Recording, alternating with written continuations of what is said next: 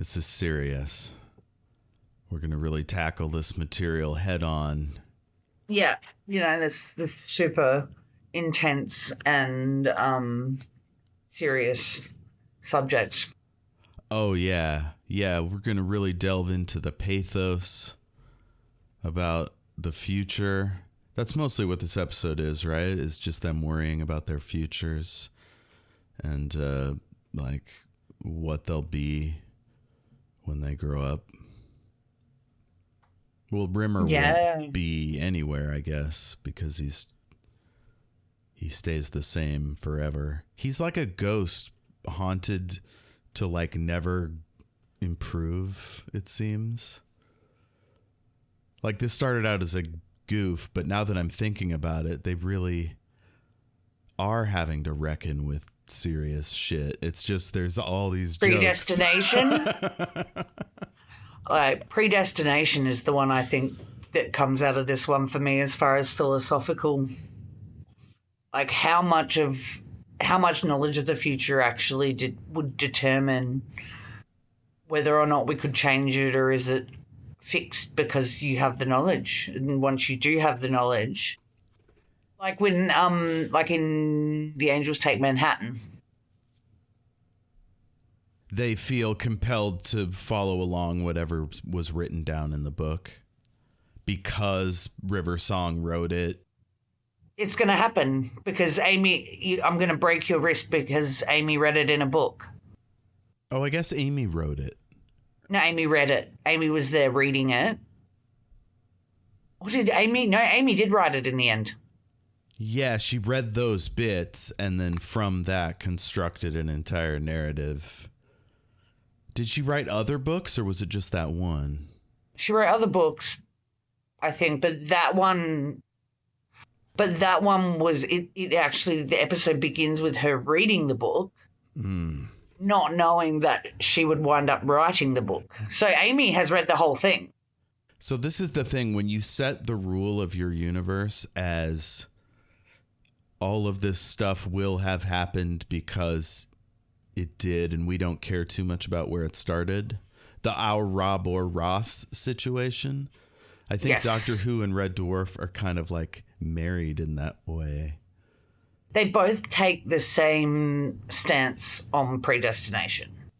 So because Lister sees Rimmer walk in and have that conversation, then that conversation has to happen with the cat's tooth. And it was actually Lister trying to stop the cat from breaking his tooth that resulted in the cat breaking his tooth. So it's that it's a paradox. Which paradox is it? It's not the Beethoven one. Is it the bootstrap paradox? No, it's the grandfather paradox, maybe. That's where if you go back and kill your grandfather, you won't exist anymore. Except you do, so how did you kill your grandfather? It's like... Yeah, exactly. It suggests it's in flux, whereas the other one seems like a tight snake around. God, I'm just going to look up time travel paradoxes and see what comes up. The bootstrap paradox is the Beethoven paradox. It's if you go back in time with information from the future... Like, who wrote Beethoven's Fifth? Future Echoes. Future Echoes. Future Echoes. Jessie. Hello. Future Echoes. Future Echoes. Future Echoes.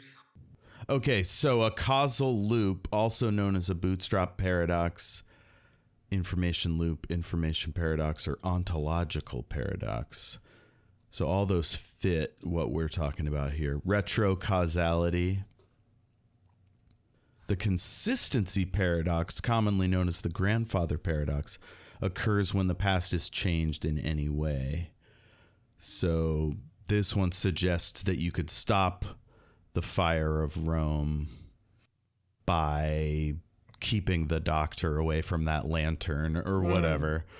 That's a classic Doctor Who reference. But yeah, It kind of kills itself. Yeah. But we've dealt with this in lots of time travel media where it creates a sort of pocket universe of its own with its own causality. Yeah, because then you start splitting. Then you start, entering into like a multiverse. Well, the thing that solves the paragraph is a multiverse. Yeah, you start meeting versions of yourself, and it's just exhausting. That's why they came up with the time variance authority in Loki to clean up those awkward universes. Okay, so what I think we have here is actually called, the causal loop, the predestination paradox, where a time traveler's action in the past is the very cause of the future event they're trying to prevent or change. Now, have you heard of Newcomb's paradox? No, what's Newcomb's paradox? In philosophy and mathematics, this is Wikipedia, Newcomb's paradox, also known as Newcomb's problem, is a thought experiment involving a decision problem where a player must decide whether to take one or two boxes in conditions where a being, often called the predictor, is able to predict his choices with near certainty. I totally ADHD'd that. It's my brain took none of that in. So the exact specifics of the game aren't important, I don't think, in this situation. I'm trying to find what's the point of it. And let me read it, because I will take it in better if I read it. It's just a lot of mathematics. Interpretations. Nope.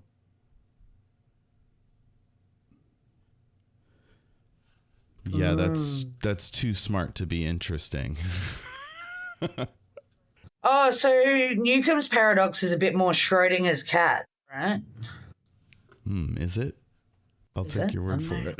Maybe it's just because there's boxes. I love Schrodinger's cat. Oh, yeah. He's the best cat. Yeah, so free will, does your choice influence the outcome of the predictor can know it in advance? How can the prediction made before the choice influence the outcome of that choice?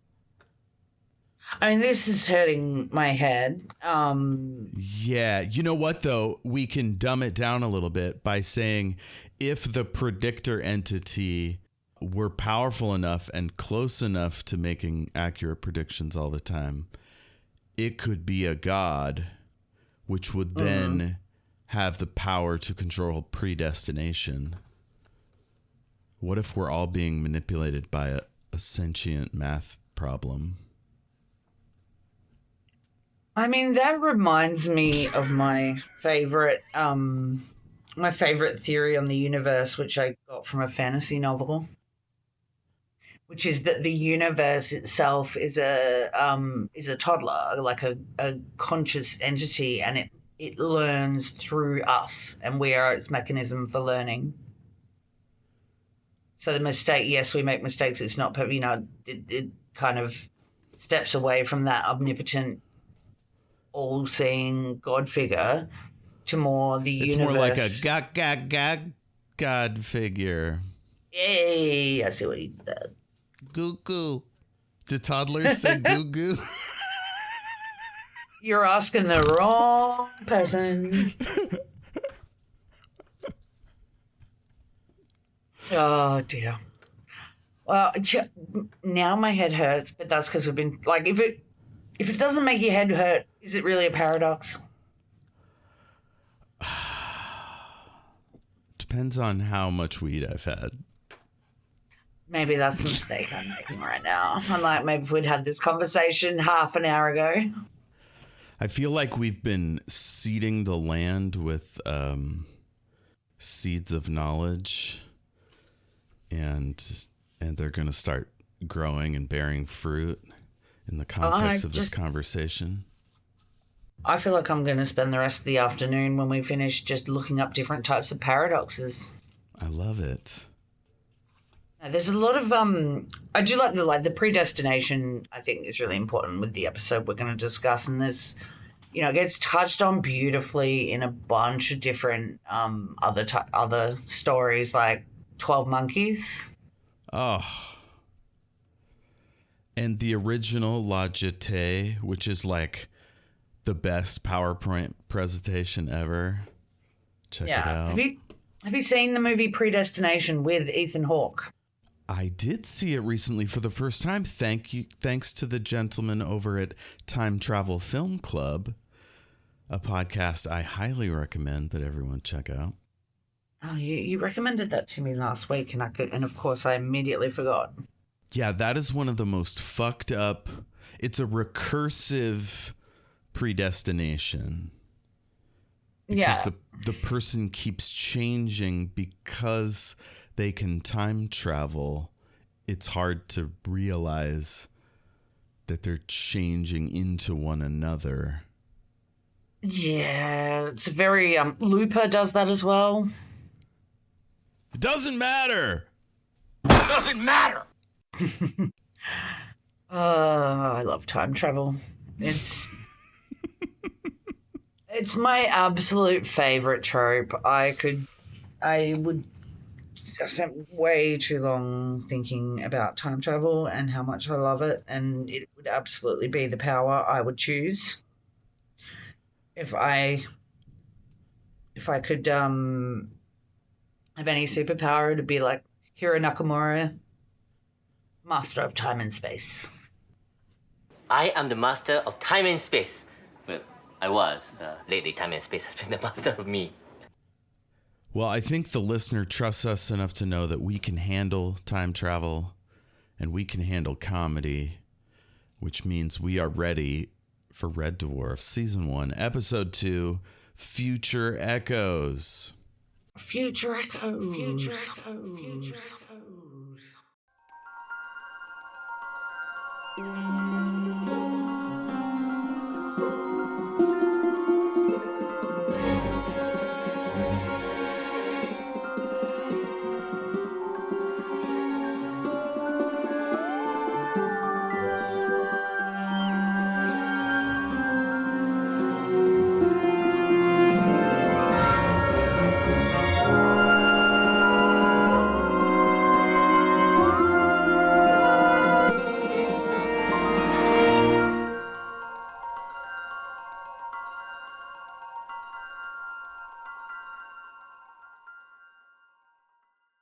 Welcome back to the Great and Secret Knowledge. I'm your host, Jeff, and with me, the incredible, the powerful, the brilliant Jessie Rye. How are you doing, Jessie?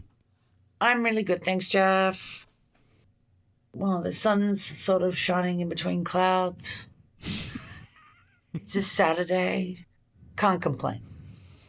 Right on. Well, we talked a lot about our personal lives before we started, so we don't need to get into all that probably. Yeah. We did how we discovered Red Dwarf last week. Yeah, last time we did Red Dwarf, for sure. Was that last week? I guess last week for the listener. Yeah. Once these ever come. I was about to say, if I ever get around to editing that one. Oh, man. Oh, that's right. You were going to give that one a stab. Well, take your time. I mean, we'll see. Yeah, I've got to get the house has clean. No idea. Unless we put this one out first, which would be very future echoes of us to do. I almost like that. That's legitimately tempting. That is legitimately tempting with the context of this episode. It would, like, we're getting real meta with it here. Do you want to send a message to our past selves that through the magic of editing, we could actually, like, make happen in the course of... Oh, Whoa, Jessie, we're in the past. Oh, yeah, it's the past. It's oh, my God. Last week. All this has happened before. Grant and Naylor took one look at it and were like, yeah, that looks shitty enough to be in our comedy show. Like, throw it on there. Did you hear me just say that funny thing? Oh, you were hilarious. That's going to get us a podcasting award for sure. Oh, man. Hey, Jeff, invest in Apple. Future echoes. Future echoes. Future echoes. Do you think that'll make us a lot of money? Well, there was a statistic that with the Forrest Gump thing, it wouldn't have. What did I read the other day? That if you invested $10 in Apple at the time when Forrest Gump did, that $10 would be worth 7,000 something now. It's not life-changing money, but if you Forrest invested had more than $10, yeah, you'd be doing good. And he had all that Bubba Gump money. Oh shit, yeah. Do you know about the sequel to Forrest Gump? Here's the thing. That movie made me mad the first time I saw it. Every time I've seen it since, I'm like, it's worse and worse. I feel like it's just got so many problems. I can't imagine a sequel could make it better. In fact, I would think it would make it worse. Well, there's a sequel to the book. Mm-hmm. There is a second book. I want to know why you hate Forrest Gump. Oh my God. How much time do you have? This isn't that type of show. We'll save that one for offline. You watch Listeners good now. shit on here. Yeah, I like Forrest Gump. It was one of my favorite movies when I was young, and I love it. I love historical, and I love something that covers a broad range of time. But in the sequel, he meets himself, or he meets the guy who wrote the book, or something like weird and fucked up and meta like that happens. Weird. Oh no, the movie comes out. The movie exists in Forrest's world, or it was something weird and meta like that. Okay, so check this out. I have a plot for a movie, right? It's where a guy writes so good that his character, who goes only to the most famous events in history, meets the author who is just as interesting and famous as Forrest Gump, and they have an interesting, famous author. I haven't read it. I'm just thinking that would be pretty authory of someone to do. I mean, it happens. Like, if you look at Bridget Jones's Diary is a good example. So Bridget Jones's Diary is based on Pride and Prejudice. And in the 90s, there was the 90s BBC miniseries of Pride and Prejudice, which every woman of a certain age is in love with Colin Firth as Mr. Darcy, in particular because of the scene where he dives into the lake and comes out with his wet shirt, and oh my God, it's so hot. It is legitimately, and he's not naked or anything. Like, he's wearing this white shirt and it's wet and see-through, and he's just dove into the lake, and then he turns up and Elizabeth is there with her aunt and uncle at Pemberley, and it's a whole thing. But anyway, so in the sequel to Bridget Jones, the book, Edge of Reason, they bang on and on and on about how much because they were British women in the 90s, that particular scene, and watching that scene over and over again. So you know that Bridget Jones's Diary is a modern retelling of Pride and Prejudice, right? You mentioned that earlier. Yes. So they got Colin Firth, who played Mr. Darcy in the 1990s miniseries, to play Mark Darcy in Bridget Jones. The problem with that is in the sequel, Bridget meets Colin Firth and interviews him because she's trying to be a freelance journalist. And his hair presumably is styled differently. Well, we don't know. It's written. He just looks like Colin Firth. Oh, okay. So they don't do that in the movie sequel. Oh, really? Why? That seems like such a good idea. They skip. Well, because they've got him playing her husband. I know. It's so sarcasm. Oh, sorry. I autism that. That went right over my head. I'm just like, yeah, literally. Or maybe, I don't know. I love it. How did we get onto Pride and Prejudice? We should do Pride and Prejudice and Zombies. It's so good. I tried reading it. I couldn't get Oh, the into movie. it. Oh, the movie. Pride and Prejudice and Zombies. Okay, maybe it's better when it's a movie. I didn't even know it was a book. Yeah, the prose was just like a lame copy of the original, right? Like, how are you going to measure up to one of the finest comic writers in history, you know, like... I don't know, Helen Fielding did pretty well with Bridget Jones' Diary. I haven't read that. I'll have to give that a... The book is also... There's a whole storyline in the book that doesn't happen in the movie that ties it much nicer into Pride and Prejudice. Well, the movie was funny. I remember that much. Oh, it's hilarious. The book's funny too. I've got them all. Cool. There's 4 books. Oh. Yeah. You know who else showed up? This is why we got on this. You know who else shows up in their own work is Stephen King in I did know The this. Dark Tower. Dark Tower, yeah. It's either Song of Susanna or the last one, whatever that one's called, they have to get some key or whatever. They have to save Stephen King from being killed by a van so that he can write the rest of the book. Do you know what that is? That's a bootstrap paradox. Incredible. It's just... And it didn't even need to happen because he's introduced alternate universes. So it's not like it was even necessary. He just wanted to do it. I love it. I do like that. He seems like a funny guy. Yeah. He's made some questionable choices over the years, but overall, I think he's got a good heart. He's a decent person. Yeah, I was reading something recently where there was a news article about something his wife did, and the headline was Stephen King's wife, blah, blah, blah. And he's like, her name is Jane. Or whatever it is. Tabitha. I think it is Jane. Tabitha, there you go. And he fully, called out the journalist who wrote it. Yeah, that's good. Yeah, I've always felt like he's a wife guy. Like, he'll talk about his wife whenever he gets the chance, which is what you want in a marriage, right? You want your partner to, really like you.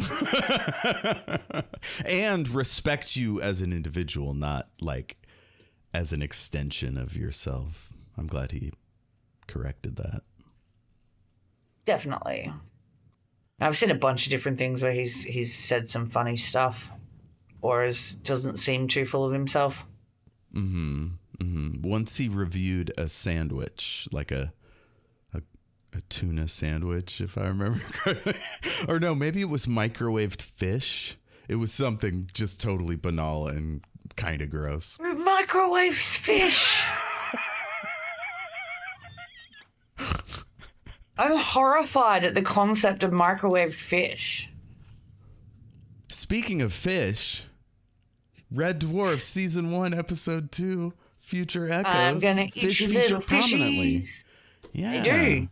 That little song will get stuck in my head so often, and I still say it to myself if I'm eating fish. I'll How always does it have a go little again? moment, but I'm gonna eat your little fishies. That's it? That on repeat.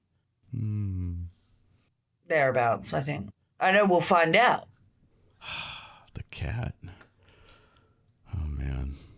Did we establish your favorite character in Red Dwarf? Gosh. I think when I first saw it, it was Lister. This time around, I think it's the cat. But Rimmer's kind of growing on me. And then Crichton's always there, just right around the corner.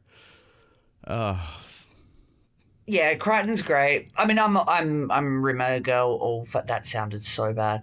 Yeah, you're a Rimmer girl all around. Yeah. Oh my god. Horrified. They're the ones that fucked you with that name. I mean, who's named Rimmer, honestly? Yeah, that guy. What a guy.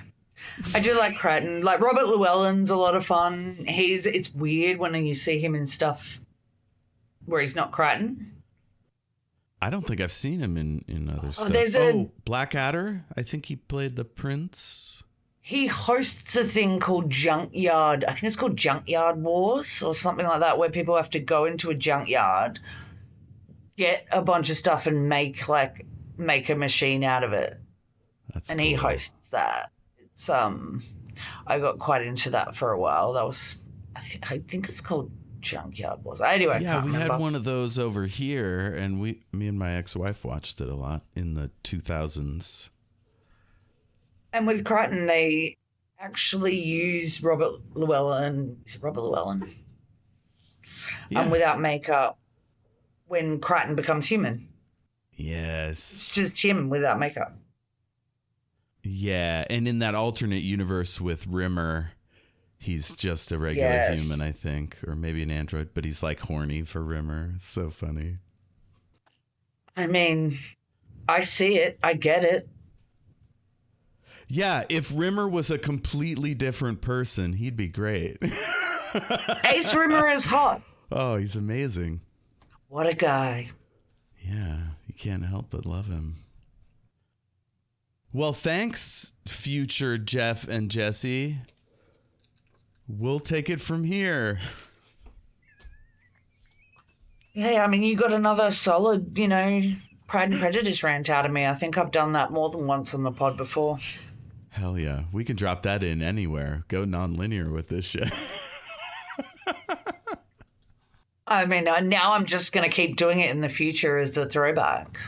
Oh, I love Did this. I mention Pride, find different ways to mention Pride and Prejudice? Hell yeah. Yeah, like a running, a time loop.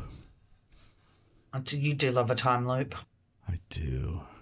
So, the Red Dwarf, still a beautiful looking ship. It's probably all the same angles and stuff, but man, I love watching it. Oh, it's stunning.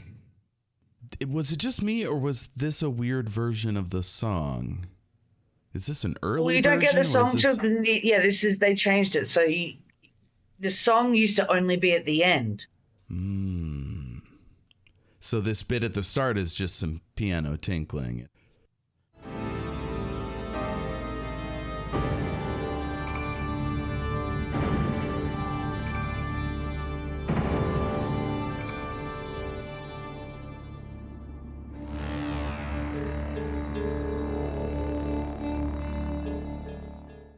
Yeah, it's the opening, like it's a big opening overture type thing. And then we get Holly doing the little catch-up speech, which we obviously didn't get in the previous episode because it hadn't happened yet.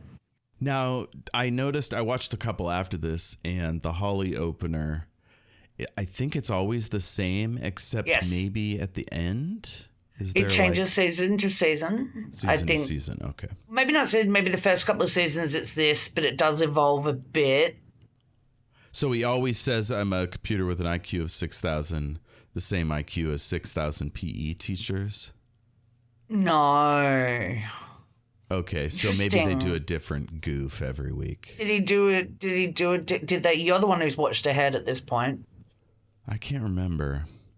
I feel like Holly's funny 1 out of 4 times, and he might be funny the other 3 because people are laughing, but like, I'm not British in 1980, whatever. So, because I think there are a lot of local references.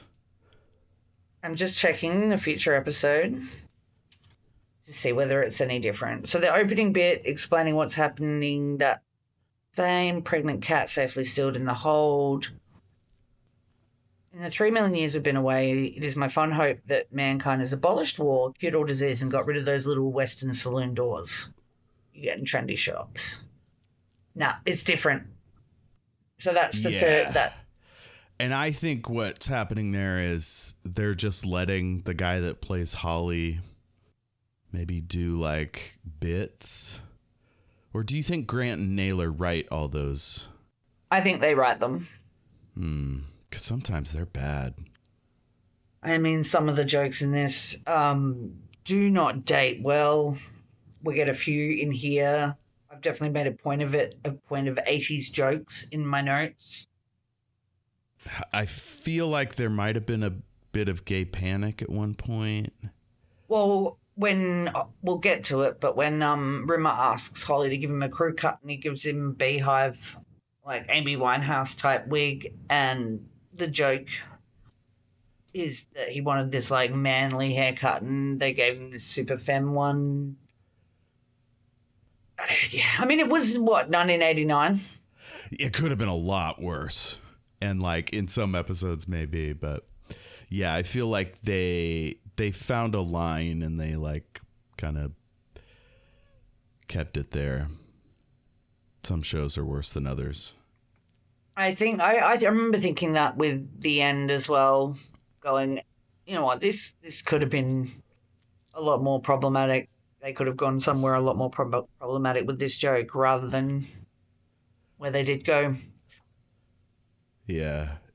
Watching later in the season, I don't know how I thought he and Kachansky had a thing, because he absolutely was completely delusional. They had nothing. How did I think they had a thing? It's incredible. I was thinking about that this morning, actually. I was thinking about the episode where he wants Rimmer to give him one date with Kachansky. And Rimmer hides the file with Kachansky's personality on it. Oh, that's right. And he pretended to be her, so we never actually saw. Ugh. Yeah, no, she was She messing might with like him. him better if she can't smell him. He 1,000% stinks. 1,000% stinks. And now we're making the same jokes we made last week. Or were they jokes we made this week and sold to our previous writers? I'll take it. Yep, that's what happened. It's a time loop. We don't know. We might make these jokes in the future, and they're being dropped in now. Folks, the reason why this show is so funny is because us from the future are sending back pages. It's all scripted, just based on stuff that happened before. Yeah, we're just doing a, Weeping Angels Blink kind of, sending ourselves a message as well. Yeah, it's a Melody Pond situation. Mm-hmm. What was her writer name? Melody Malone. It's like a Melody Malone situation. Yeah, Melody Malone. She went with her original name. Okay, enough foolishness. Now we've got our script in hand. We can move past the single sentence about PE teachers. Except, apparently in Britain, PE teachers get a lot of stick. Over here, they're fully accredited teachers. Like, I think maybe sometimes they are colleagues. Accredited there too. They're still accredited in Australia and Britain. It's just considered a I think it's teachers of more academic pursuits hang shit on PE teachers because basically they just go play ball sports. Yeah, a lot of times they're coaches of teams, at least in the US, where school and sports teams are like married. Inter-school sports is not the thing here that it is there, that's for sure. We had some we'd do, but it was more like a sports carnival. So it'd be like a one-off kind of mini statewide Olympics, and if you've done well on your school sports day, then you can represent your school. Like where I'm from in South Australia, it was called Sapsaza. Sapsaza. Yeah, Sapsaza. Over here, that's Zip Zap Zappa. No, this is South Australian Primary School Sports Association. I'm sorry. That was improv. Oh. Zip Zap Zappa. Yes, and I have autism and I'm missing the point completely more than once today. It's okay. I'm bad at this. Where's my script? You think as a salesperson I'd be much better with a yes and, but it's more, I've learned a line, I thought of a line in a moment that's worked, and so then I just use that line moving forward. So this Sapsaza. Sapsaza. So it's inter-school, like it'd be like a mini Olympics, I guess. Yeah. So if you came, and they did but I did play softball. Mm-hmm. So sometimes they were, like you'd have a carnival day where everyone would like all the different softball teams would come and, kind of play a bit of a round robin heats elimination style rather than going and playing. So what we used to have, instead of inter-school sports, we had community sports. So there was a football club, a netball club, a cricket club, basketball, and you represented your town. And so every Saturday I would go and play netball for the town I grew up in against other neighbouring towns, just as a league. But we would do that as you'd have a junior league. Yeah. It's how Aussie rules footballers are developed. It's, cricket. You'd have a cricket association where, you just hodgepodge together a team of a certain skill or age group. Yeah, ours is like that, except for some reason in middle school and especially in high school. So like not at every middle school, like at every high school. What do you call the last 4 years of schooling? We do the last 5, but yeah. What do you call 6 now. High school. Oh, okay. So high school also have teams in multiple sports, and I don't know why. Because it's not really a class, really, like baseball. That's not like a job. Well, it's an extracurricular activity. Yeah, but somehow like it's club. tied to the success of the school. I've always found it odd. Well, that's just more indicative of the societies we're living in putting extra value on certain sports skills than others. I went to a school that had amazing music programs. Oh, nice. So we had I used to compete in a Stedfords, which is like a musical talent competition, arts competition. So it's where people come together from different places to compete in the arts, basically. Like I did a lot of choirs. I did a rocker Stedford, which was dance. Wow. You could have like a one-person show, kind of like you do a monologuing scene from a play. So it's any kind of performance in the form of competition. I played piano, so I competed in a Stedford for piano. So this, there was a certain amount of credit that went along with having a musical talent as well as in addition to a sporting talent, I think. I did a lot of choirs, choral competitions, a cappella, all that stuff. Nice. That's great. Very pitch perfect. Well, for whatever reason, PE teachers get a lot of flack, and I just want to tell all our PE teacher listeners, family members, you guys are great too. You're making sure our kids are healthy and active, and that helps them think better too.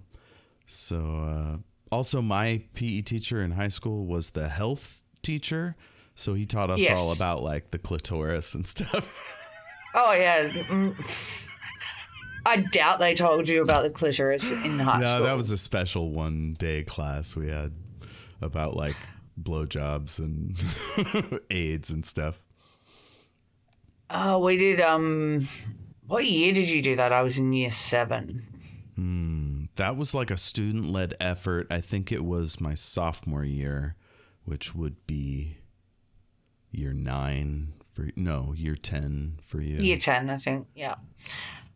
Also, we don't have middle schools. Oh, you go straight from elementary to high. Yeah, primary. So there's preschool, kindergarten. It's called different things in different states. Then you have primary school, which when I was growing up where I lived, it was year reception. So that's the year before year 1. That was your first year at the actual primary school. Through to year 7. And then you went into high school from year 8, whereas now they've changed it because the rest of the country goes into high school in year 7. So now that's now been aligned, and I only know this because of my friends' kids. So there was, like, your primary school would have a kind of, like, we had separate toilets. That was the only thing, because they had the real little toilets for the real little people.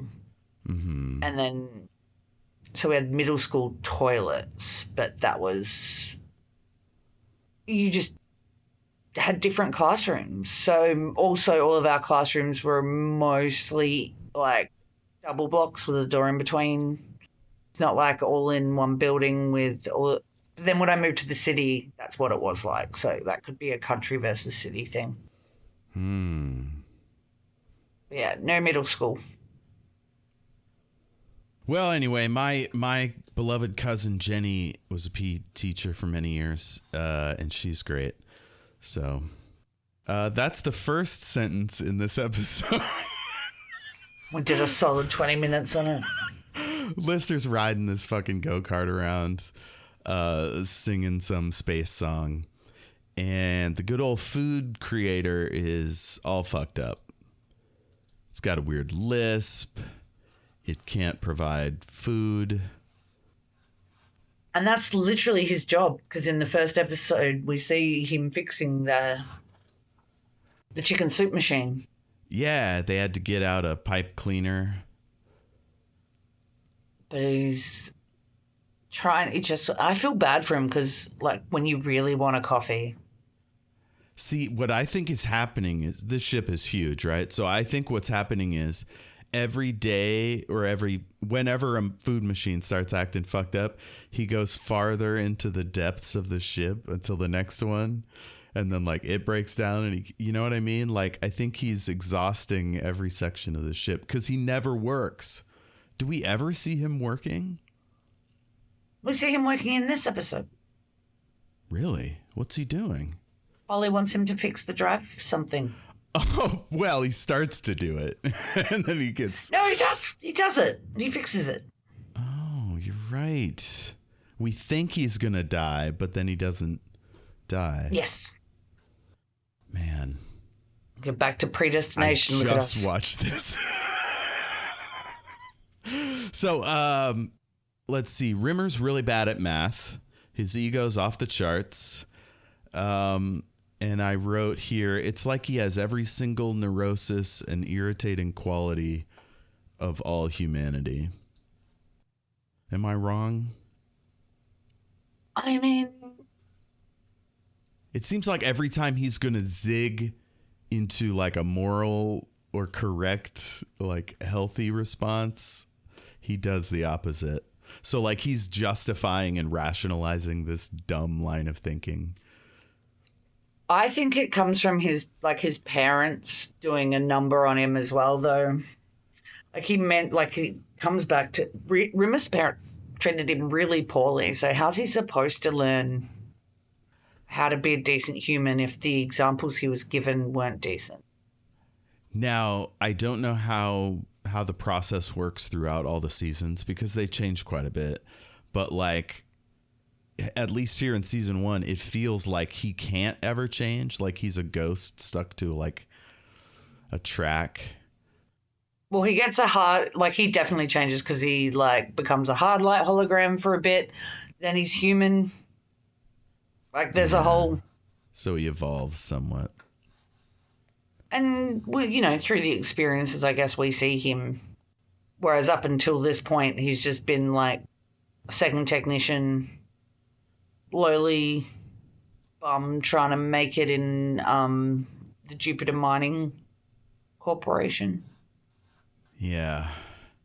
So Holly has to do all this shit with light speed, but Rimmer's just occupying his processing power like a total knob.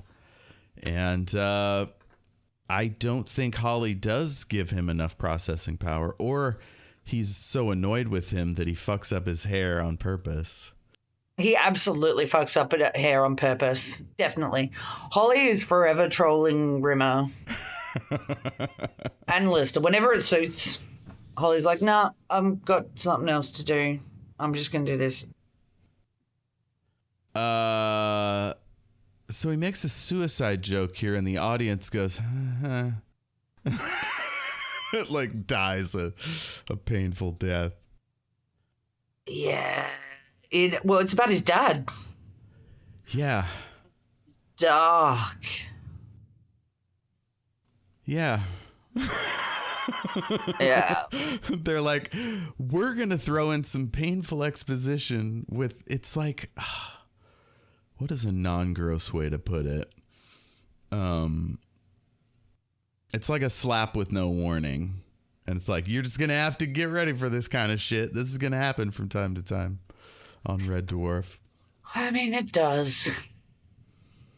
So we do get a little bit of guy in a dress here with Lister's photographs where he plays his own grandmother. Is that him, though? I don't think that's him. I think they've just got an old bloke. But it is a guy, whichever. It's absolutely a guy in a dress, yeah. And then he has, his dad has a dog. And the cat is just disgusted. And he's clearly like afraid of it. Yeah. And he's like bowing up. Yeah, he's like bowing up like, yeah, cat, get big. And then Lister tells him they're 18 feet long and have like razor sharp teeth. And he gets real spooked. He still wants to chase it. Mm-hmm. I love the moment where right after Lister tells him that, he's like, yeah, I'm going to be back. And then backs into the wall and like scares himself. And then he goes, well, I may have to chase him anyway. And takes off. With a real like look where he's like, uh-oh. Looking out, watching out. Well, I may have to chase him anyway. Lister fixes his robot fish. See, he's a competent technician after all. See, he's doing work. Oh, my God. Oh. Now, we don't know how technical that work is in the context of the 85th century or whatever the hell this is. Not that they're in right now, but that where he came from, whatever year that was. I don't think we ever find out, do we? What human year they were in. I think it gets mentioned in the first episode, maybe. Then Rimmer comes in with his whack hairdo. And he's talking all about how great it is to have a short, masculine haircut. And then he looks in the mirror and he goes, I look like a complete and total tit. Now he died. Oh, he's so good. Now, there's a reference to someone here called Helen Shapiro, and I didn't have in my notes meaning to Google. Oh, yeah, I Googled her hair, and she was one of those ladies that was big in the 60s, so, of course, she had a few pictures with big hair. Oh, she's a pop singer. Okay. Oh, yeah, I think I see the one that was probably... Oh, yeah, no, she likes a beehive. Does this woman? It's one of those, of the time British references that go over both our heads. Totally. So Rimmer starts complaining to Holly. And somebody mentions toast because the toaster gets in on the action. And is this our first exposure to the sentient toaster? Yes, it is. I love the toaster, and it will... Spoiler listeners, it will come back. You can't keep a good toaster down. Especially this one. This one's a pain in the ass.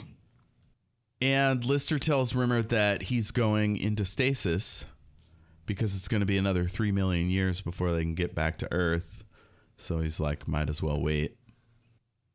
And Rimmer is just afraid that he'll go nuts. And he apologizes to Holly. And Holly says, I'll think about it. Because he wants him to change his haircut. And he does that weird, the reason that I got... twitch. Oh, God, he makes so many funny faces. In the drive room, Lister's about to work on something, and Rimmer is whining about being left behind by Lister.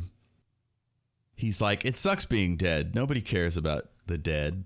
And Lister's like, well, some dead people do all right. He also refers to himself as being a stiffy, which means something very different where I'm from. Yeah, he's like, do we have a newscaster? And he's like, oh yeah, on 27. And he's like, oh, groovy, funky channel 27. Big smegging deal. You livies hate us deadies. Rimmer is epitome of vulnerable narcissism.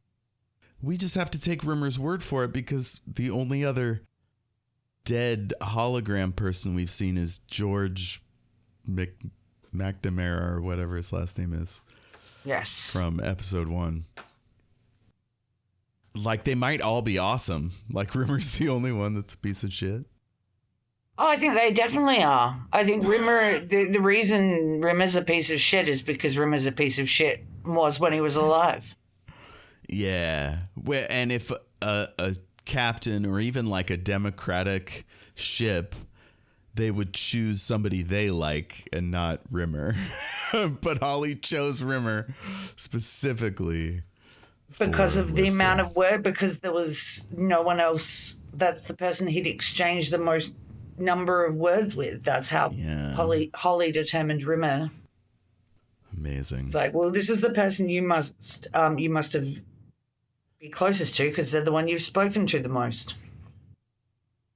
So Rimmer goes on this kind of, I want to say hilarious, but it kind of dies thing where he's like doing a bit about who would you choose, a living one or a dead one? Yes. He talks about taking the navigation test. Oh, yeah. They've probably made great advances. Like maybe the dead can be given bodies and come back to life. And he goes on this thing about Mrs. Johnson. You'll soon be living again. Yeah, just take 3 of these and call me in the morning. Mm-hmm. And then he says Lister could probably fit in 3 million years later. There might be an insect civilization. He does a few bits that Lister will fit right in. This always makes me think of one reference that's not Red Dwarf, as I for one. What is it? It's Kent Brockman in The Simpsons when Homer goes to space and the ant comes up to the camera. And I, for one, welcome our new insect overlords. Yes. Oh, God. That's hilarious. Well, this one is okay, but I love that he says "get" at the end. Oh, "get's" a great insult. But it's like also so Rimmer. It's so impotent. Like Lister's already left the room, and he's like throwing shade to himself, apparently. Or was it a goit? I think in that case he said "get," but he does say "goit" several times in this. Next we see Lister just being gross because it's Lister. He puts shaving cream on his pits. Yeah, I paused it right then, and I'm like, have I just managed to pause it on a moment of Lister putting on deodorant? Which ruins my Lister smells theory, but no. Oh no, he does have deodorant there because he sprays the shaving cream under his arms because he thinks it's deodorant, and he goes to put the shaving cream on his face. So there we go. Lister uses deodorant and shaves, at least before he's going to go into stasis for 3 million years. Yeah. Interesting. We learn the toaster is kind of a lounge singer type. Lister's not into his style. Then there's this cool red effect around the ship, and there's this boom. And he's like, what was that flash? And Holly starts complaining about how hard it is to navigate at light speed. He says, even with an IQ of 6,000, it's still brown trousers time. Holly's IQ comes up so often, it's so funny. Mm-hmm. There's a period of time, though, where his brain goes bad, which is very funny. Because they put the decimal point in the wrong place. That's almost as stupid as the whole reason for the Edge of Destruction in Doctor Who Season 1 is a faulty spring on the console. Let me give you a demonstration. Now look, when I put my thumb on there, the light comes on. And it only stays on so long as my thumb is pressing that switch. As soon as I take it off, a little spring inside releases the switch here, and out goes the light. I see. For want of a nail, a war was lost. Yes. Which is an old quote, but I think applies. Indeed. The details matter. Yeah, which is why the drive plate wasn't secured properly and everyone on Red Dwarf is dead. Exactly. So Lister has a moment with a future mirror. It freaks him out. He calls for Rimmer. And then Rimmer gets there and he's totally annoyed because Lister can't explain what's wrong. I think because he's a dumbass. He can't put it into words what he Close just to experienced. the stupid. Indeed. So next, Cat is pushing a rack of suits. And Lister stops him, complains that he's taking too much stuff. It won't fit in the stasis chamber. It's nice that he invited Cat, knowing that he would be the only other sentient being on the ship. Yeah, he's got a lot, it's the ancestor of Frankenstein, his cat that he loved very much. So Yeah. I did laugh with the cat's packing because that's me packing for a weekend away, I swear to God. Going away for 2 nights, yeah, you need a giant suitcase of 18 kilos worth of stuff. Totally. And I'm always ashamed of myself. I spent a year backpacking. I lived out of a 55-litre backpack all the way around Europe, and that is not big. And I don't understand how now I'm like, but what if I might need, 3 extra pairs of jeans and 2 different pairs of pajamas and 3 pairs of 3 bathing suits, it's... You got to have options. Well, yeah, and it's also comfort items, right? Definitely when you've risen with the tism, I'm like, I want my comfort things, the things that are going to make me feel good and comfortable, like my Ugg boots or my dressing gown. I went to Adelaide for work recently, and I'm glad I brought all the bits and pieces, because even if it's just for a couple of hours in your hotel room, it's nice to be in your slippers instead of your shoes or bare feet. Hell yeah. Well, Lister won't let Cat take his 10 racks of suits. He can only bring 2 suits, not racks. And next we have another future echo where Lister sees Rimmer, and it's weird. And I thought, how come he can't see himself from that future echo?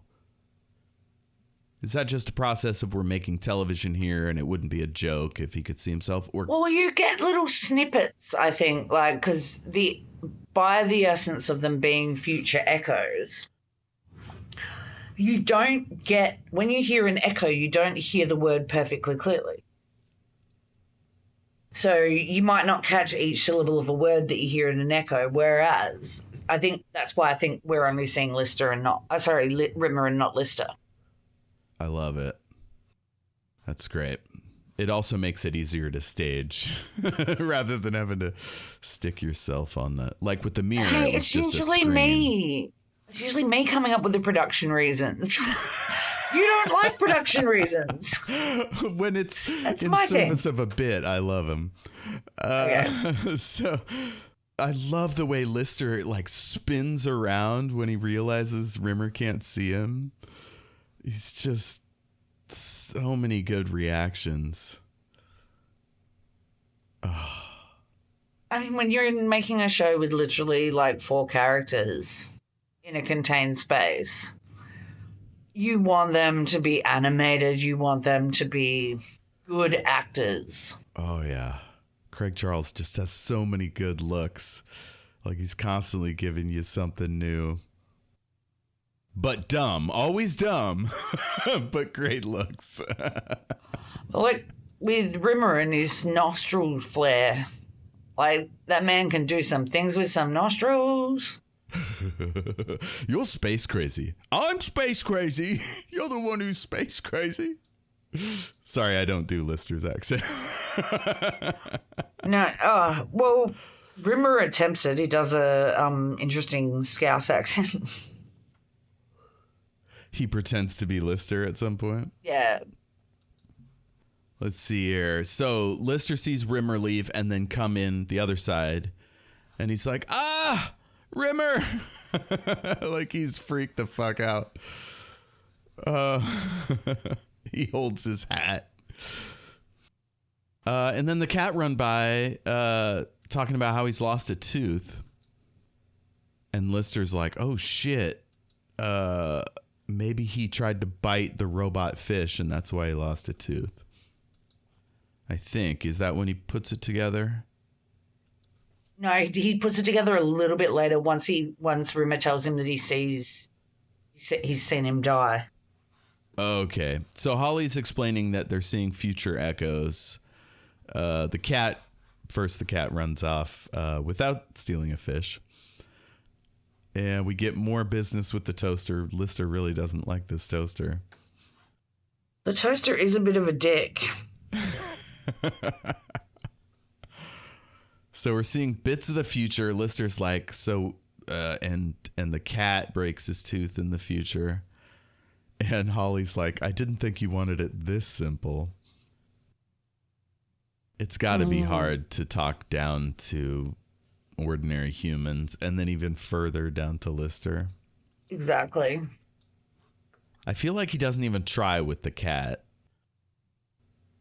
Well, he's the cat. You don't actually, now you think about it, when do we ever see the cat interact with Holly? Because as a stowaway, essentially, the cat is, would Holly even recognize his authority? Like, is he invisible to the camera? I mean, to the computer, or would the computer not give him access? No, because he describes what he is. He describes what he is in the first episode.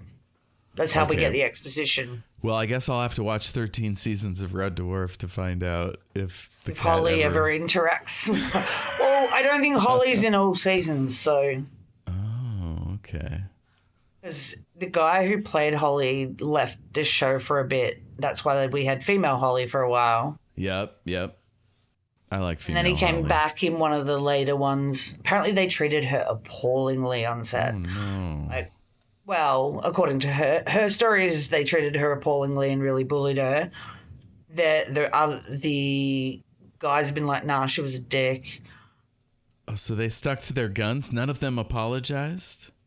I don't know. This is my last reading about this. I can't remember where I was watching or reading about it, but yeah, she had a horrible time from what I heard. Oh, that sucks. I like to believe women. So it's weird that none of the four guys would take her side. That's suspicious. I'm doubting myself whether it's something I'm sure I've read something. I was thinking that would fit more with the fake Kachansky, the alternate universe Kachansky, because she wasn't there very long. Well, we're going to do some more Red Dwarfs, right? So we can solve that in the future if you have trouble finding it now. Yeah, I can't find... and I always like to... I can't remember where I saw it. I did watch a lot of weird... That was the era, around the era where I was hiring DVDs a lot and watching lots of all sorts of random docos. Oh, nice. I love it. Next, Lister is showing the cat pictures of his, wait a minute. This is him running to the drive room. When does he show pictures to the cat? I thought I missed that when I was watching it today as well. Maybe they've cut something out in there. Oh, Rimmer's still in the room when they're doing it. Yeah, how did I get to... There's a picture. It's one of the pictures on Lister's bunk. Okay. It's me and Frank, the one with the babies. Rimmer knows it. I've never seen it before. He's got a picture with two babies. Yeah. And there's this weird moment where Lister and the cat look at Rimmer as if somehow he had something to do with Lister having babies. It's very strange. I mean, who knows? Maybe that's they can do that in this. We are talking the future, so surely the whole, maybe give men a shot at having the babies. Amazing. Doctor Who covered that in the Saranga Conundrum. Saranga Conundrum. Saranga. Oh, that's a good one. With Roy Kent. I like a space hospital. What did Adam call it? Grey's Anatomy in space? Yes. Oh my God, folks. Check out Glitter Plus. It's a show with Adam Richard and his friend. I can't remember that. Oh, is this the one that evolved from the Mariah Carey podcast? Mm-hmm. Right now Have you they're been on what's listening called to it? Cher Moire. No, I don't do the celebrity stuff, but they do this side show called Christine Lottie's Space Hospital. Christine Lottie in space, yeah. Yeah. It's so goddamn funny. Oh. So let's see here. Lister's bantering with the Scuppers when a blast goes off, and that's when he runs to the drive room. And Rimmer says he just saw Lister die. And he tries to tell Lister how it happened, and he's like getting off on it. I swear to God. He's like, it was very painful. He's always trying to basically say, I've just seen someone I know die. Give me a minute. I have just seen someone I know die in the most hideous way. It's just like it was me. God, he's so vile. He says it was a really painful death, and Lister doesn't want to know the details. He says Rimmer is really into this, and then Rimmer takes offense, but it's like that performative kind of taking offense. And then he says, you can't change the future. It's going to happen. You can't change it any more than you can change what you had for breakfast yesterday. Hey, it hasn't happened, has it? It will have going to have happened, but it hasn't actually happened yet, actually. And then Rimmer says some even crazier shit. Oh, man. And he refers to Albert Einstein as Albo here, which makes me laugh because our Prime Minister, Anthony Albanese, is well known as Albo. I love that. Yeah, good old Albo. I think his friends called him Albie. Don't quote me on that, but I think I read that somewhere. Maybe it's an Oppenheimer. But he brings up the theory of relativity, I think, to suggest that time is fixed. And, yeah, he's basically explaining predestination in that it's like, it's already happened because you saw it happen, so you can't stop it from happening. Yeah. So Lister thinks he can prevent Cat from breaking his tooth. We cut over to Cat in Lister's quarters, just expressing love for himself. I'm like, go King, treat yourself. That's not something I would get into, but you know, I love it. It's like those people that do affirmations, you know? I love affirmations. Yeah. Oh, have you heard the affirmation song by Snoop Dogg from a Kids album? Affirmations are positive statements that help us to challenge and overcome. I'm mentioning it just so you'll drop a soundbite of it. But it is a thing of joy. DJ Jessie over here. Yeah. Naming the hits. Oh, get around Snoop Dogg's Kids album, people. He's like, I wish I was someone else. Then I could kiss me.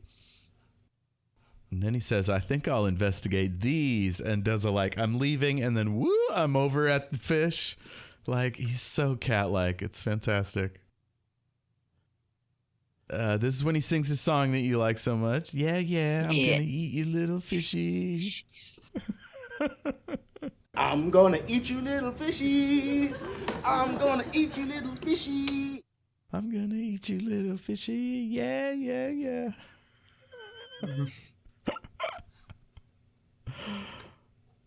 And he has a big hunk of bread, like a hot dog bun, to put the fish in, which I missed when I was watching it earlier today, and I just seeing now that it because I thought, oh, they really they swapped out a the good fish prop for a fake one and maybe forgot to edit it out or something. And it turns out it was a bun. It was a hot dog bun. So Lister bangs him around, and then they find out that Lister shoving him into the cabinet is how the cat lost his tooth. And then Rimmer comes in and just proceeds to rag on Lister. Now, on the predestination point, I had a thought just now. Because there's two ways. Is it that the cat always broke his tooth by Lister running in? Or, because they saw the cat with the broken tooth earlier, does that mean the first time he broke it on the fish, but then Lister running and trying to change the future, and he went full Final Destination styles, the tooth had to be broken somehow. The how wasn't relevant. The tooth having been broken is a fixed point in time. This is why we have fixed points and non-fixed points. Doctor Who really wrote in a nice, like this tooth having been broken will affect history in such a way that it can't, like, the universe folds in around it and makes sure that it can't, and hence the Final Destinationing. Yes. So cat's tooth got Final Destinationed. Yeah. I like to think of it as like the universe is a body and it's sending T cells to kind of form a tumor around, or like a sac around the cancerous cells. Yeah, it's got to have. Well, that gets to, like, Waters of Mars, where she shoots herself because she's like, no, history says I die here. That's right. The captain of that mission. And the doctor's already told her that was a fixed point. The Bowie base, that was named after David Bowie because of Space Oddity. Bowie Base 1. Nice. That's Doctor Who, folks, in case you were wondering. Do you think there are any Red Dwarf fans that have no familiarity with Doctor Who, or vice versa? That Venn diagram's got to be an almost circle, right? I mean, I have heard a person on a podcast that didn't watch Red Dwarf for years. They might have by now, but like for years, their friends on the podcast kept pitching Red Dwarf to them, and they kept still having not seen it. So it's possible. I think there's people who haven't seen it. I think the crossover of Red Dwarf and Doctor Who fans would be so significant, given the British shows from, British sci-fi shows. I think the crossover would be so significant it'd be very difficult to not be aware of the other. Yes. Oh, of course. I didn't watch BBC Red Dwarf till I was 15. Right? Was Red Dwarf BBC? Yeah. Oh, I don't. Oh, or is it Channel 4? I don't know. So Rimmer comes in, he starts ragging on Lister, and he's copying some of Lister's phrases back at him. This is where he does his Scouse accent, yeah. Yeah. So it's like, in a way, even the words are repeating through time. Now, in this case, intentionally, but like thematically, that's what's happening as well. And the other thing, Lister mentions he's never had a prawn vindaloo. Oh my God, I could not think of any. Like, that is not a combination I would want to try. What makes something a vindaloo? It's a specific type of curry. Okay. Really spicy curry. Like, like it's super common. It'd just be the specific spice, like what makes a butter chicken, what makes tikka masala. Mm-hmm. I don't like seafood myself, so I couldn't say whether a prawn should or shouldn't have spice like that. It's usually, well, I don't know if prawns are that common in India. It evolved from the Portuguese. It's a British Indian form, so it's kind of an evolution. So it's from the state of Goa in India. It's known globally in its British Indian form, so what it is in India is probably a bit different from what it is in the UK. It's a staple of curry houses, a fiery, spicy dish. It evolved from the Portuguese dish carne de vinadalos. The traditional recipe is pork, but alternatives are commonly used, such as beef, chicken, lamb, mutton, prawns, vegetables, and tofu. I mean, this is in Wiki, so grain of salt. Okay, so I was thinking maybe it's prawn because, you know, it's the far future and you can have whatever weird mix-up you want.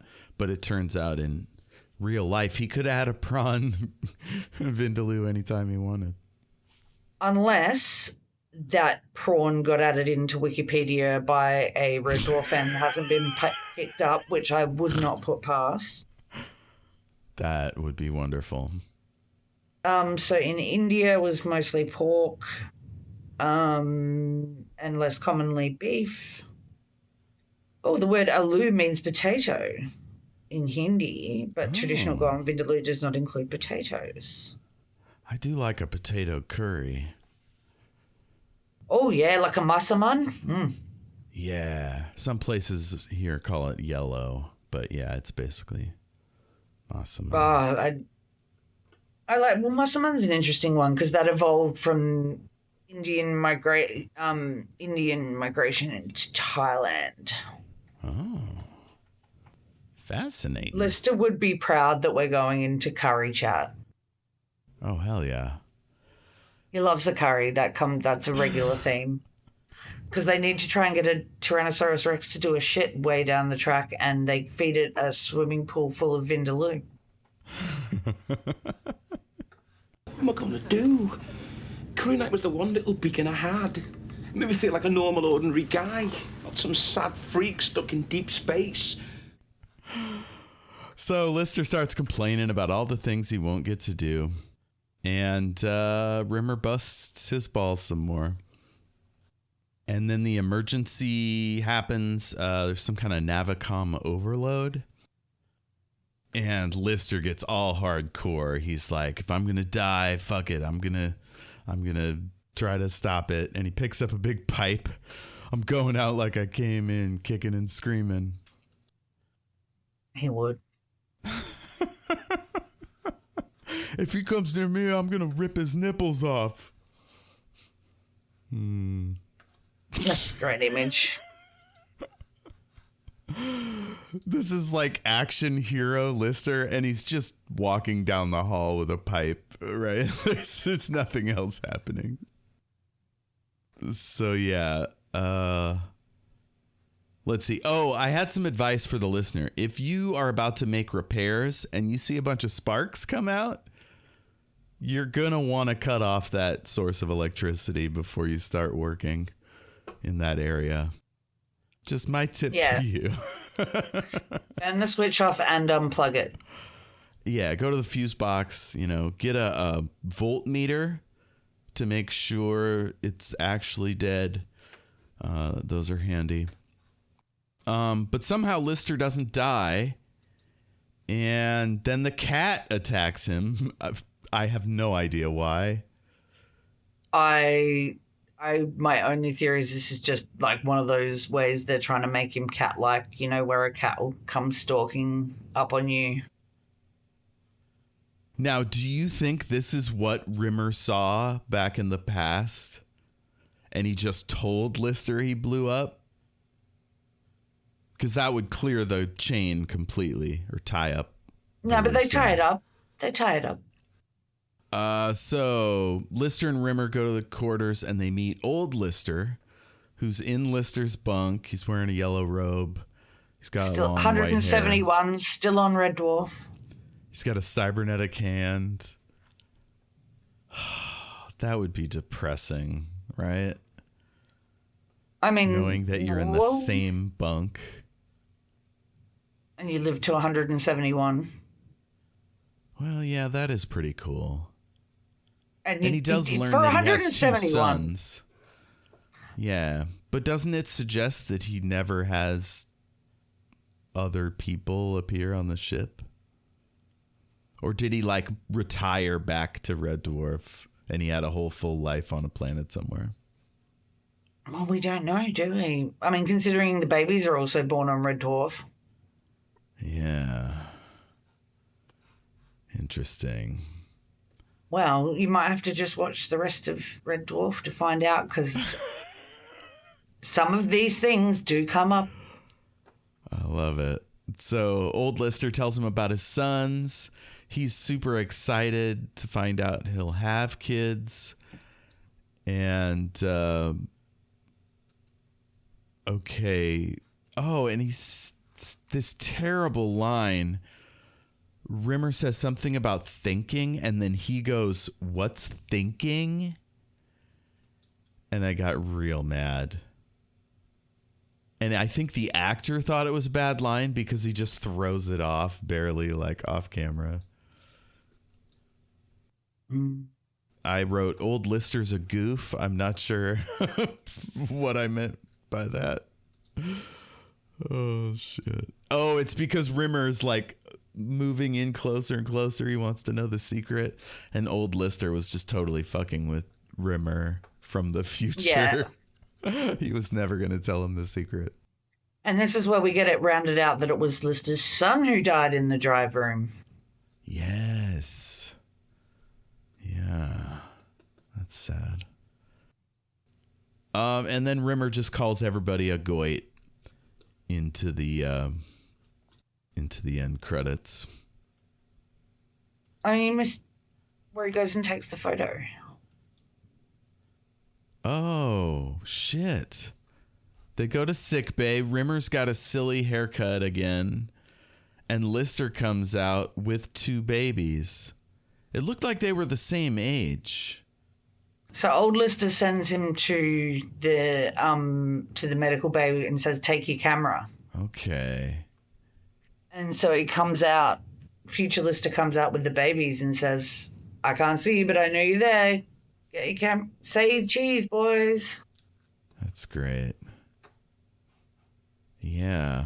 Is it sad or fine that the only person there to take you and your kid's picture is yourself from the past? I didn't think that it necessarily implied that he was the only one there. I think he was just doing it as a bit of a laugh with to be able to give his past self this little moment for the future. Something to look forward to. Yeah, this is absolutely a bootstrap paradox because, like, future Lister gets some babies and comes out of sickbay.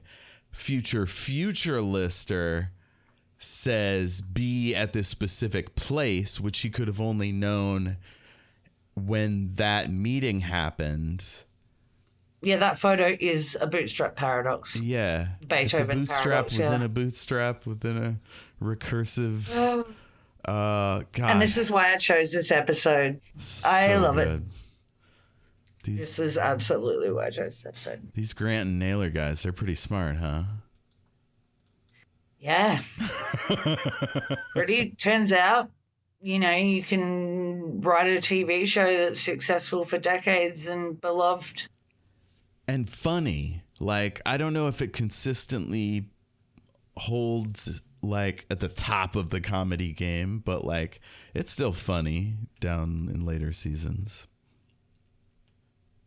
It's not as problematic as you'd think it would be, considering when it was. Like, any kind of comedy from 1989, I'd be watching warily. Yes. Oh, yes. Yeah, I don't think they do any blackface. I mean, having Craig Charles right there, that probably insulates you from a little bit of that kind of nonsense. Danny John Jules, yeah. Oh, of course. Yeah, Danny's there as well. Yep. Yeah. So hopefully they had some women and people of color in the writer's room. Who can say? They might not have even had a writer's room. No, writers' rooms are an American thing. That's not how British sitcoms are written. Do Grant and Naylor write every single episode? Mm-hmm. Oh, wow. why the seasons are so short and so spaced out. Yeah. And they had the falling out over the rights for a bit, and I think Naylor was made a couple of seasons just on that. But yeah, it's writer's room is a really American concept. I know this because I've heard a lot of the Ted Lasso people talk about it, because they're not, it's just a different thing. Like Russell T Davies sits down and writes it at his computer in his house and writes the Doctor Who episodes. Just as you might get one or you might get two people co-writing stuff, but I can't think of any. It's usually the way it's you get your script down. You're not churning out 23 episodes for a US network season. That's why British sitcoms are usually 6 to 8 episodes. Spaced is another good example. That was Simon Pegg, Edgar Wright, and Jessica Stevens. Oh, I think it was Simon and Jessica maybe just did the writing, and then Edgar did the directing. I can't remember. But for Spaced, but they co-wrote that, and it was them writing it. And I always hear British shows, like Graham Linehan with Black Books. It's consistently a single, even the concept of a showrunner is relatively new from what I understand it. It's more of a,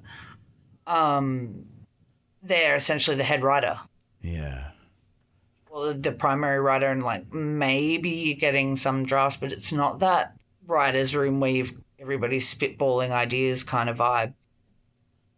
Yeah, I guess when you have 20 episodes, you've got to... No one writer could probably handle that much of a load.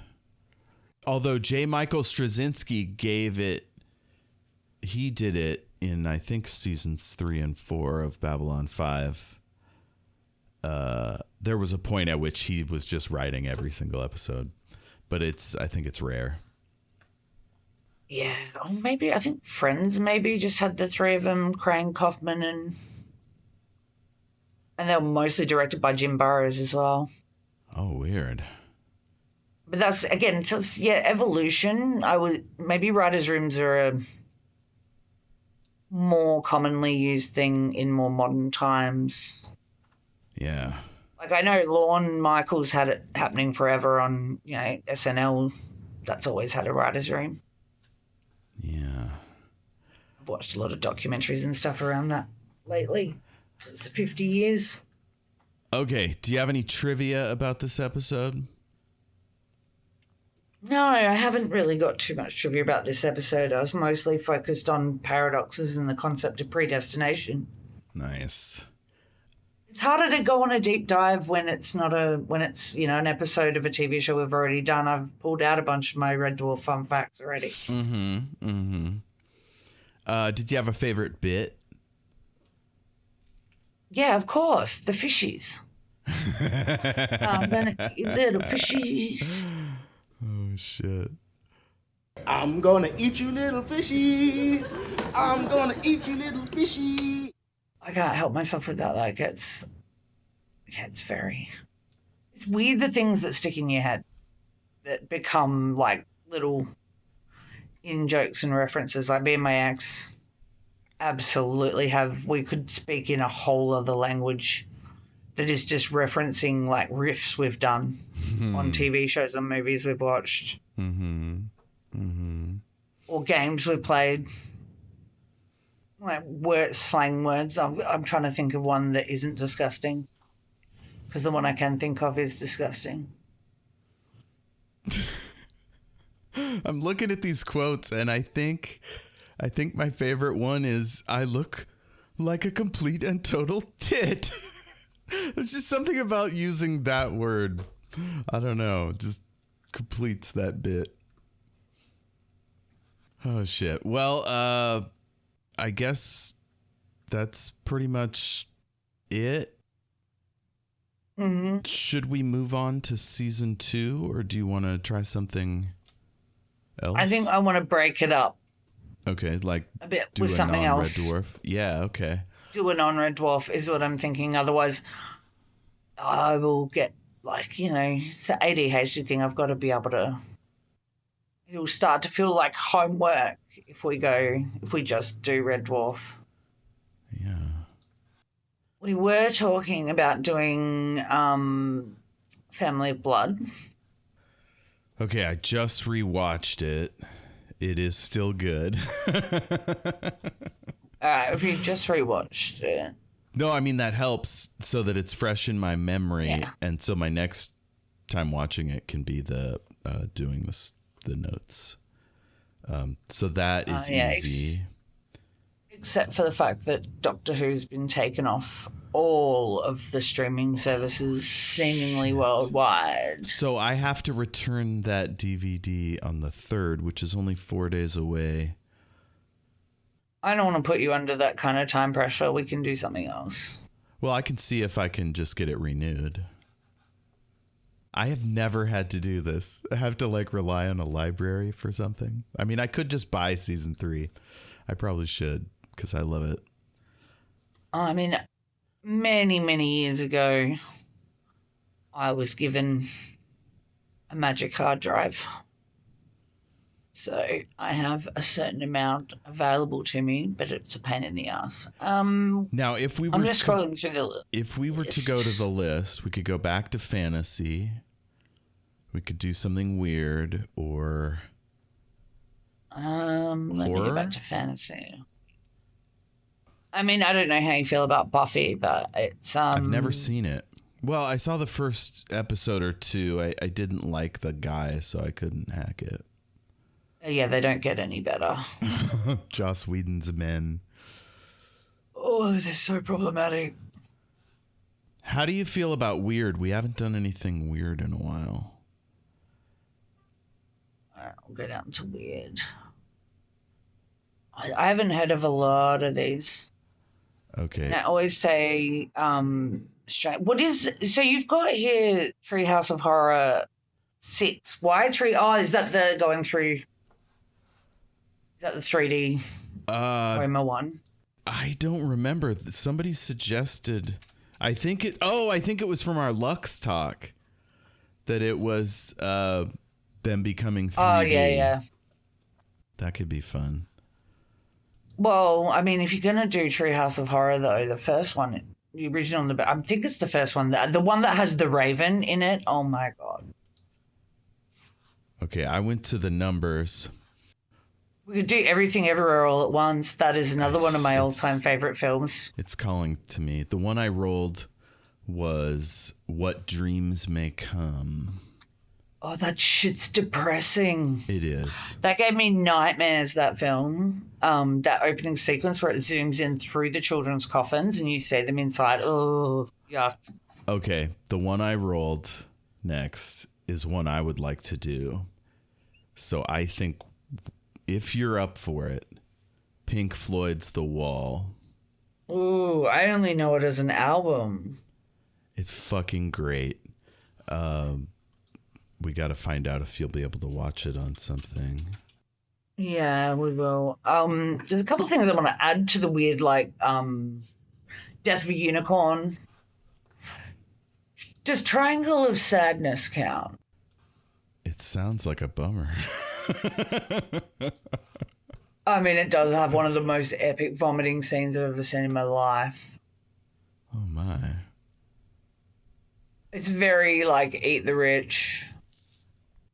So I don't see this one available for streaming, but I do have it on DVD, so I could watch it. But we'll see if you can watch it, and if not, yeah, I'll have to. So let's pick a backup. Everything Everywhere All at Once, maybe? I mean, I will. I'm due for a rewatch on that. On top of the 6 times I've seen it. I could finish Severance finally. I just rolled Severance. God, that's a great show. That would make me finish it. I'm halfway through the 2nd season, and I think part of me doesn't want to go through what I went through between seasons 1 and 2. So I've just been kind of putting off watching it. Well, we'd be watching the pilot unless there's like some that's episode the only one too. Okay, there's not one that you love so much that you just absolutely have to do Ooh. it. There are some in season 2 that like it turns out Ben Stiller is an incredible director. I know, who knew? He's like not even like he's so cringe, but as a the one where they get to the farm was incredible. That was so weird. Ooh, I've just thought of something. Barbie, yes. Okay, I'm gonna cut out Jonathan Livingston Seagull because I hate that book, and we'll stick in Barbie. So I'm going to pencil in The Wall and then Severance. So if you can't find The Wall, either I can stream it to you or we'll go with Severance. I'm just looking it up. It's showing at a theater near me soon. Holy shit. When is that happening? On the 12th. But I've got a photo shoot with my dog planned for that day. Damn, that's too far away. Oh man, I can set a what do you call it? An alert, a fan alert on Fandango that tells you when and where a thing will be aired. I'm going to take advantage of that. That brings us to recommendations. I had a good one. I think I mentioned it earlier.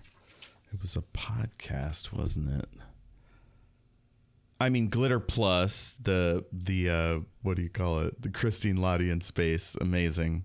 They for the listener, they improvise. One of them, like at the end of the episode, names the next episode, and so then the other person comes up with the plot of that episode in the next episode.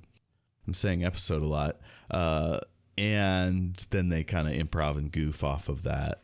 And it is wonderful. Excellent. I've been doing nothing but watching TV, and I somehow don't have anything to recommend. Watch Predestination with Ethan Hawke. That, if you like time travel, that is like, I mean, it's not as uplifting or as funny as some other stuff, but it's I did not hate it.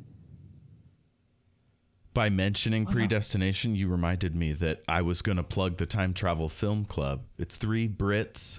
They're very charming and thoughtful. One of them's a science journalist or a scientist, one or the other. And that's just, they really cover time travel in a nice, comprehensive way. So check out Time Travel Film Club. Gotta love things like that. I'm really struggling to think of anything that I've been watching that hasn't like watched The Gilded Age, which is the dress show Adam and I chat about. That's amazing. They've just finished season 3. If you like weird sports documentaries and haven't gotten around it, Welcome to Wrexham is a good time. It's where Ryan Reynolds and Rob McElhenney from It's Always Sunny in Philadelphia, they buy this Welsh football club, which they actually did, and they made a documentary series on Netflix about the town, about the club, about the people, about their process buying the club, and they've had some great success, and it's really quite interesting. And now all of a sudden there's nothing but these kind of deep dive into a sports club documentaries coming up, and it's clearly the Welcome to Wrexham effect, I think. So give that a watch. They're quite funny and don't take themselves too seriously. That sounds awesome. Check it out, listener. Welcome to Wrexham. And I think that's it. So we will leave you, listener, with our favorite song and yours. I'm gonna eat your little fishies. I'm gonna eat your little fishy. I'm gonna eat you little fishies. I'm gonna eat you little fishy.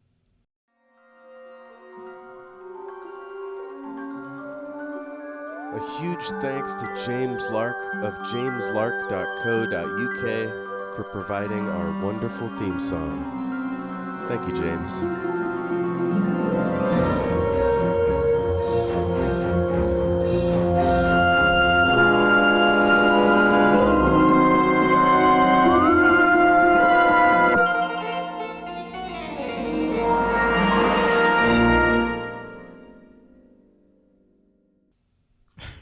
should put out a soundtrack of all the weird and wonderful songs we mentioned on the pod, like Dugadoo.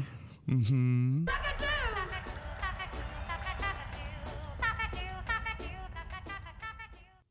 Fishy song. I'm gonna eat you little fishies. I'm gonna eat you little fishy. Stupid chicken banana song.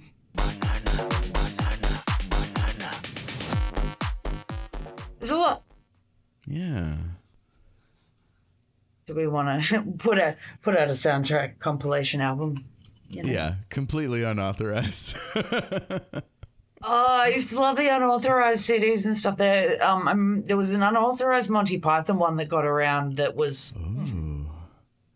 I have the official vinyl of their like big hit songs. Of course you do. I watched a documentary about Rowan Atkinson and the character of Mr. Bean and the evolution of it. It was made in 1997, but it was good. Right around the time they made the Mr. Bean movie, which I loved. All kids, like, Bean just translates. Did you watch Mr. Bean? Mm-mm. I was never... I watched, like, an episode, but I wasn't, like, a big Rowan Atkinson guy. Something about his face. His one-man stage show is amazing. Like, he has some dark... I remember getting in trouble in school for quoting it while I was in school. Oh, no. No idea. Oh, he's in that Doctor Who comedy thing. Oh, yeah, so is Joanna Lumley. It's like a short... And Richard E. Grant. It's a Children in Need special. Yeah. I could turn off the recording here. Yeah, I think... Unless you have anything funny. No, on the spot funny, no. It's a Melody Pond situation. Is that what was her writer name? Ooh. What was her name? I'll cut out this bit and we'll sound really smart. Or you will, at least.